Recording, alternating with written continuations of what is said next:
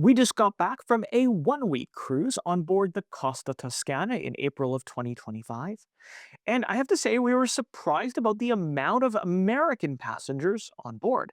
So naturally, I love talking to everyone. You do? Yeah, even the cat. And we asked them their opinion about Costa Cruises and their cruise. And we were actually kind of surprised about their experiences. Some liked it and others didn't.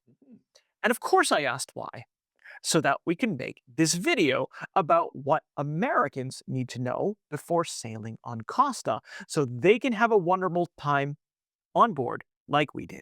Absolutely. Stay tuned.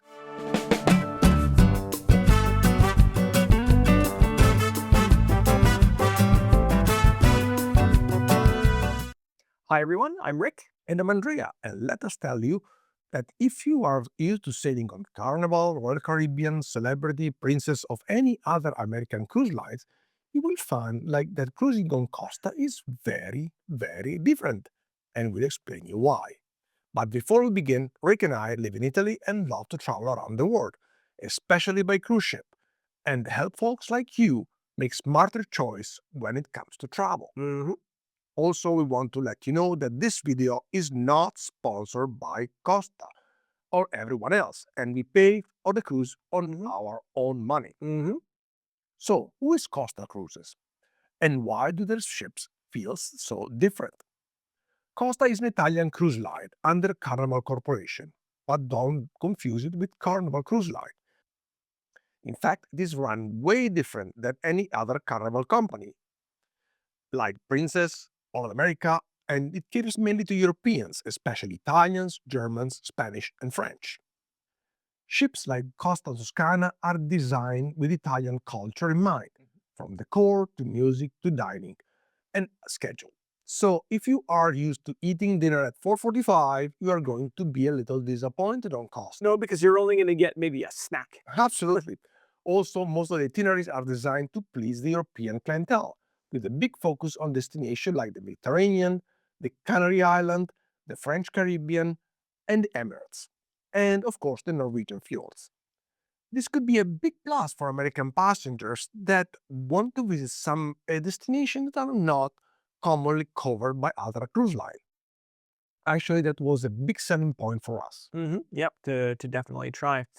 So let's move on to another thing that Americans need to know before sailing with Costa, and that's the Costa cruise pricing and why the all-inclusive package is not only worth it, you need it.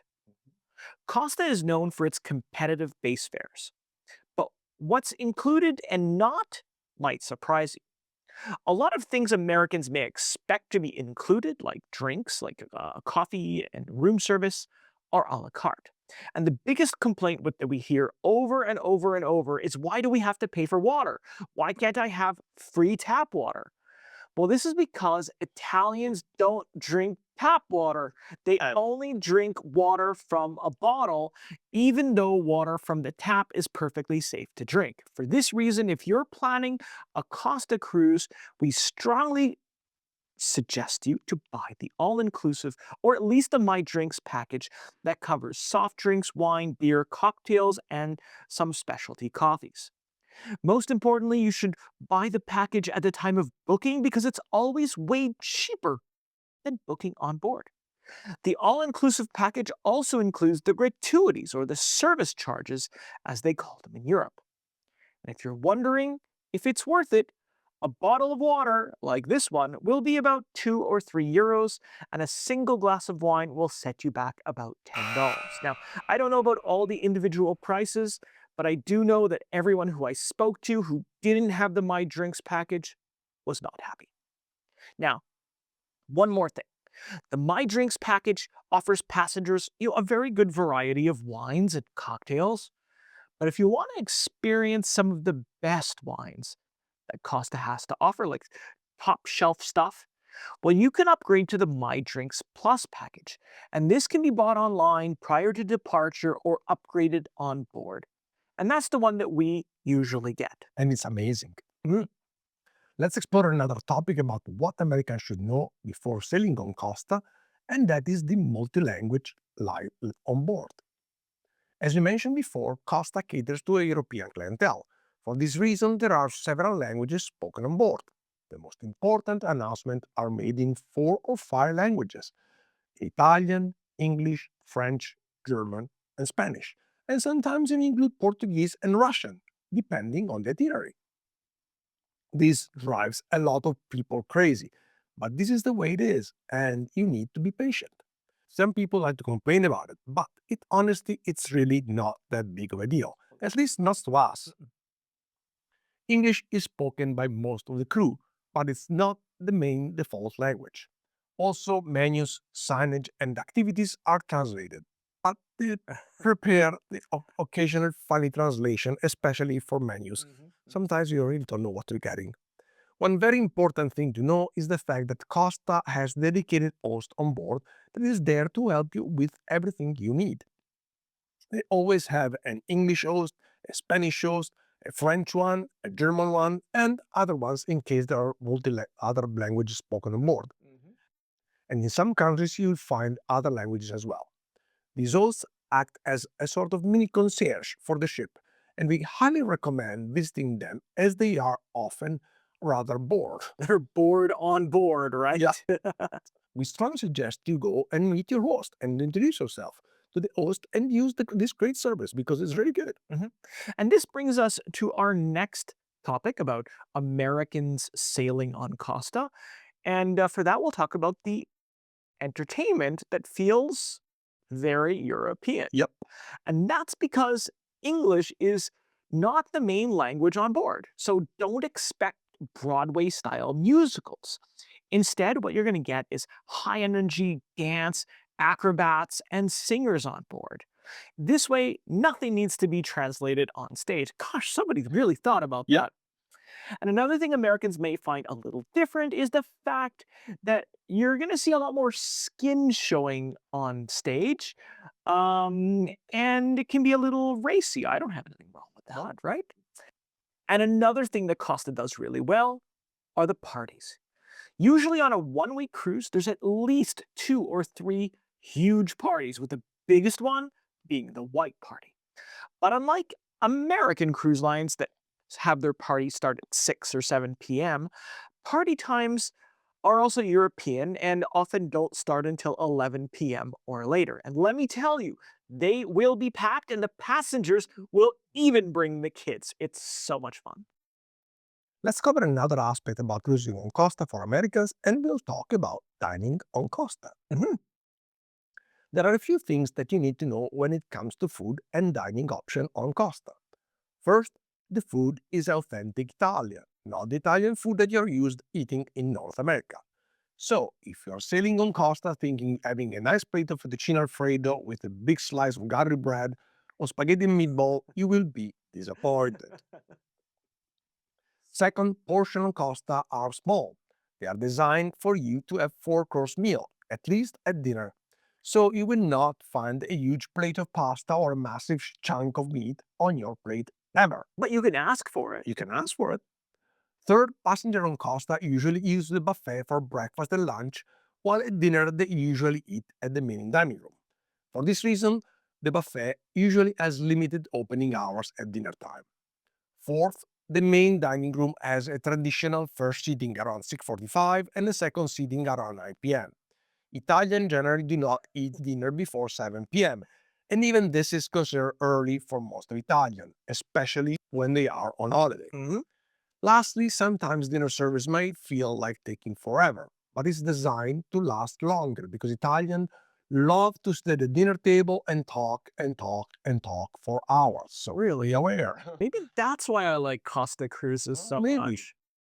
Italians also do not like ice. Actually, they think that is bad for your digestion. And for this reason, on Costa, it is not common to find ice on drinks, other than maybe an Aperol Spritz. If you want ice on your soda, you just have to ask. On board Costa, you'll also find that specialty restaurants that are usually not included in your fare. In most Costa ship, you'll have the sushi bar called the Sushino, a pizza place that is usually serves Naples-style pizza. Most of ship also have teppanyaki restaurant that is usually a lot of fun. Also available is the Archipelago restaurant, that is the restaurant where the three Michelin star chef designed a menu that is specifically designed for the itinerary that the ship is sailing on. Mhm. Lastly, also always available, you can find a gourmet burger joint. And in some ship like the Costa Toscana, you can have a pub on board that serves pub food and beer. Yeah, that's actually can be a nice change, especially on a longer cruise.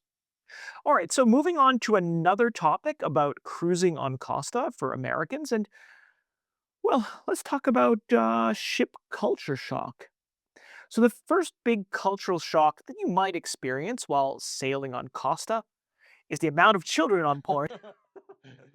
In fact, Costa targets families, including those with small children and teenagers. You'll notice right away that the average age on board is way younger than what you might think is normal in North America. Also, it's quite common in Europe to let the kids just run around, especially in the open decks. Another big cultural shock on Costa Cruises is the fact that smoking is still quite common. There's designated smoking areas around the ship, but you're also allowed to smoke on the balconies, at least at the time of recording. That's yuck. And also, don't get too upset if people cut in front of you in the line. This is usually unintentional, usually, and I have to say it's a terrible habit for some people. Italians, yeah. Formal nights on Costa, they're usually themed like White Night, so no tuxedo is required. If you do like to dress up, you're more than welcome to do so, but you'll probably stand out. And at dinner, most people are usually dressed well, but nobody is going to be wearing formal wear. Let's explore another tip for Americans traveling on Costa, and that's the don't expect hand-holding. Costa Cruise are self-guided. On board the Costa ship, you will find that there's less narration, fewer explanation, and not a lot of announcements. There's a seminar about the life on board at the embarkation and one about the disembarkation procedure towards the end of the cruise, and usually are held in different languages. These meetings are not mandatory, but if you are a new passenger on Costa, we strongly suggest you to attend to learn some of the most important details about sailing on Costa. Mhm. Passengers are expected to read the daily program or use the Costa app and figure things on their own. The Costa app has been improved a lot in the last few years or so, and now it's the best source of information on board. It's great to figure out what's happening right on the ship, check the menu, check the expenses and the onboard account, and communicate with other fellow passenger with the chat on the app. Most important, the app will tell you the detailed information about excursion on the night before getting in the port. On the app, you'll find the time, the meeting point, and the bus number of the excursion. But again, this happens the night before getting in port, and it requires you to proactively check the app. You will receive a notification, but you have to check it.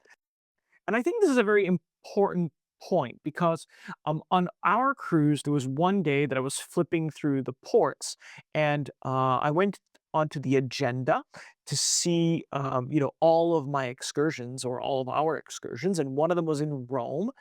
And what was very interesting is that even though we were a few days in advance, or it was a few days in advance, the meeting time for our excursion to go to Rome was 11:45 PM. PM. This is obviously a mistake because the ship wouldn't have been in port. So, of course, I let somebody know. Obviously, we knew that we would be, going to Rome in the morning, but I let somebody know they fixed it. But be sure to check the notification, which is going to come around dinner time. And if it doesn't, check the app right after dinner for the actual meeting time of your excursion. And the meeting point. Okay, so let's move on to another topic for American sailing on Costa, and we'll talk about embarkation and disembarkation. In the Mediterranean, Costa embarks and disembarks passengers in every major port. For example, on our last cruise on Costa Toscana, people embarked and disembarked in every port. That's Savona, Marseille, Barcelona, Palma de Mallorca, Palermo, and Rome. Think of it kind of like a water train, right? And it can be very convenient for passengers because they can choose to board in any of the ports, the one that best suits them. However, it also means that you're going to be seeing people walking around with bags almost every single day. Also, the safety drill is performed daily for new passengers, and this can be a little annoying, if you're waiting in an elevator because everybody's going to have to thing, their life preservers on. But yeah. So now it's time to draw some conclusions. What do you think? Should Americans sail on Costa Cruises? Well, Costa's beautiful ship and also offer a great value. Sailing on Costa also allows you to visit some amazing European ports that other cruise lines do not usually visit. Lastly, it allows passengers to experience authentic Italian culture and food, which is quite good. However, there's less free English speaking on board, which means less opportunity to socialize with fellow passengers and make friends. Also, we'll have to adapt to some cultural differences like eating late or more people smoking. But if you are open minded and adventurous, Costa might be your favorite cruise line ever. Well, folks, this is what we have for you today. We hope that you enjoyed our video. And if you've learned something about sailing on Costa, why not consider sharing the video because your friends might thank you for it. And also consider subscribing to our channel because you never know, you might just happen to see another one of our videos again in the future. Thanks so much for watching, and we'll see you in our next video. Ciao. Ciao.